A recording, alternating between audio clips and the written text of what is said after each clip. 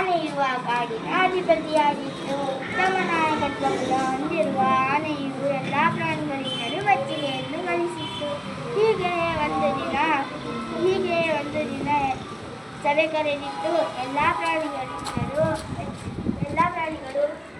ಅಂದು ಮನುಷ್ಯರ ಮೇಲೆ ದೂರು ಹೇಳುತ್ತಿದ್ದವು. ಮಾನವನಿಂದ ಆಗುವ ತೊಂದರೆ ಹಾಗೂ ಪರಿಹಾರ ಚರ್ಚಿಸುತ್ತಿದ್ದವು. ಹೀಗೆ ಒಂದು ದಿನ ಸಭೆ ಕರೆದು ಪ್ರಾಣಿಗಳು ಈ ದಿನದ ಸಭೆಗೆ ಸಿದ್ಧವಾಗಿ ಬಂದಿದ್ದವು. ನಾನು ಎತ್ತು, ನಮ್ಮನ್ನು ಹೆಚ್ಚು ದುಡಿಸಿಕೊಳ್ಳುತ್ತೀರಿ, ಕಡಿಮೆ ಆಹಾರ ನೀಡುತ್ತೀರಿ. ನಾನು ಜಿಂಕೆ, ನಮ್ಮ ಬದುಕಿನ ಆಧಾರ ತಾಣ ಕಾಡು, ಅದನ್ನು ನಾಶ ಮಾಡುತ್ತೀರಿ. ನಮಗೆ ತಿನ್ನಲು ಹುಲ್ಲಿಲ್ಲ, ಮಲಗಲು ಮರದ ನೆರಳಿಲ್ಲ.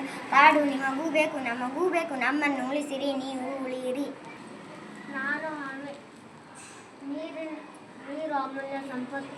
ನಾನೇ ಕರಡಿ, ಎಲ್ಲವನ್ನೂ ನೀವೇ ತಿನ್ನುತ್ತೀರಿ, ತಿಂದು ಹೆಚ್ಚಾಗಿ ಹಾಳು ಮಾಡುತ್ತೀರಿ. ನಮ್ಮ ಹೊಟ್ಟೆ ಹಸಿವಿನ ಬಗ್ಗೆ ನೀವು ಗಮನಿಸುವುದಿಲ್ಲ, ನಮಗೇನು ಉಳಿಸುವುದಿಲ್ಲ. ನೀವು ತಿನ್ನಿ, ನಮಗೂ ತಿನ್ನಲು ಬಿಡಿ. ನಾನು ನಾಯಿ, ನಾವು ಓಡಾಡಬೇಕು, ನಡೆದಾಡಬೇಕು, ನಮಗೂ ದಾರಿ ಬಿಡಿ. ಆದಿ ಬೀದಿಗಳಲ್ಲಿ ನೀವು ಮತ್ತು ನಿಮ್ಮ ವಾಹನಗಳೇ ತುಂಬಿವೆ.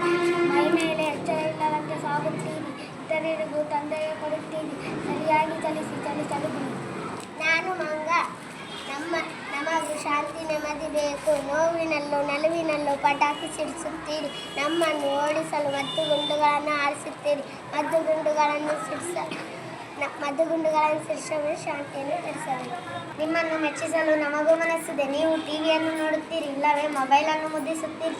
ನಿಮ್ಮ ಪಕ್ಕದಲ್ಲೇ ಇರುವ ನಮ್ಮನ್ನು ಕಣ್ಣೆತ್ತಿ ನೋಡುವುದಿಲ್ಲ. ಈ ಉಪೇಕ್ಷೆ ಬೇಡ, ನಾವು ನಿಮ್ಮೊಂದಿಗೆ ಇದ್ದೇವೆ, ನಮ್ಮನ್ನು ಮುದ್ದಿಸಿ.